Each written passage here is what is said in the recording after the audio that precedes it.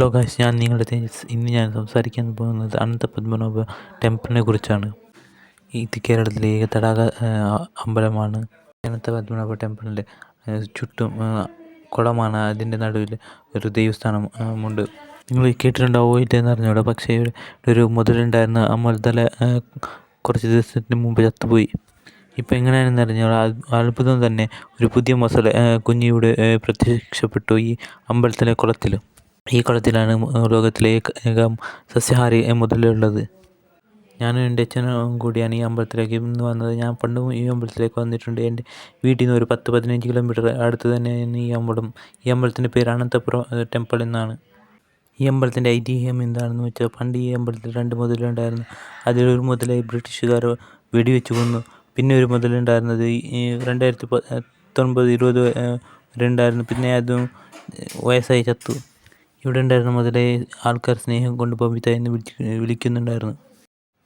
ഈ അമ്പലത്തിൻ്റെ പുറത്ത് കല്ലിൽ തുളുലിപ്പി എഴുതിയിട്ടുണ്ട്.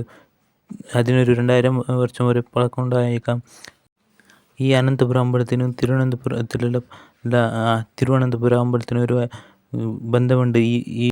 ഈ അമ്പലത്തിൻ്റെ ഐതിഹ്യം എന്തെന്ന് പറഞ്ഞാൽ, പണ്ട് ഈ അമ്പലത്തിൽ പൂജ നടക്കുമ്പോൾ പൂജാരി ഒരു കൊച്ചു ഉപദ്രവിക്കുന്നുണ്ടായിരുന്നു. ആദ്യമൊക്കെ പൂജാരി ആ കൊച്ചിനെ ഒന്നും ചെയ്യാതെ വെറുതെ വിട്ടു.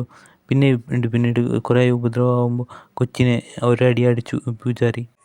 ആ കൊച്ചു ദൈവമായിരുന്നു, ആ ശ്രീ അനന്തപത്മനാഭൻ.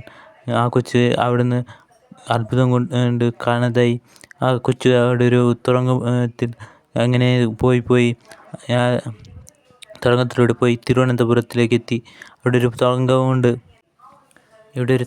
ആ തുറങ്കം തിരുവനന്തപുരം വരെ തുറങ്കമുണ്ടെന്ന് പറയുന്നത് കേട്ടിട്ടുണ്ട്. ഐതിഹ്യം ശരിയാണെന്ന് അറിഞ്ഞൂടെ. ഇപ്പോൾ ആ തുറങ്കത്തിലൂടെ ആരും പോകാൻ വിടുന്നില്ല. പണ്ട് ആ തുറങ്കത്തിലൂടെ ആൾക്കാരെ പോകാൻ വിടുന്നുണ്ടായിരുന്നു, ഇപ്പോൾ വിടുന്നില്ല. ഇപ്പോൾ ആ തുറങ്കത്തിന് ഗേറ്റൊക്കെ ചെയ്ത് അതിന് പൂട്ടിട്ട് വെച്ചിരിക്കുന്നതാണ്. ഇതൊരു ആലമരം കട്ടയാണ്.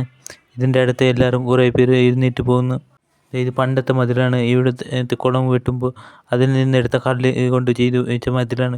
ഇവിടെയാണ് പഴയ തുളുലിപ്പി ഉള്ളത്. ഇവിടെ ഒരു കല്ലുണ്ട്. കല്ലിൽ തുളുവിൽ എഴുതിയിട്ടുണ്ട്. അത് കുറേയൊക്കെ മാഞ്ഞു പോയിട്ടുണ്ട്. അതിന് കുറഞ്ഞത് 2000 വർഷമായിട്ടുണ്ടാവും.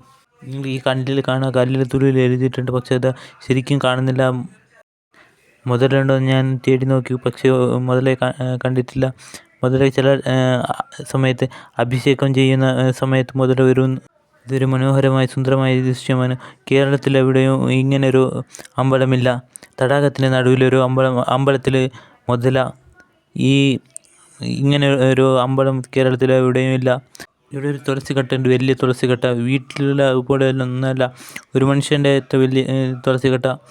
ശരി, ഞങ്ങൾക്ക് താഴെ പോയിട്ട് നോക്കാം. അമ്പലത്തിലേക്ക് പോയിട്ട് നോക്കാം. അവിടുന്ന് മുതലേ കാണുന്നുണ്ടോ, അല്ല മീനിനെ കാണുന്നുണ്ടോ എന്ന് നോക്കാം.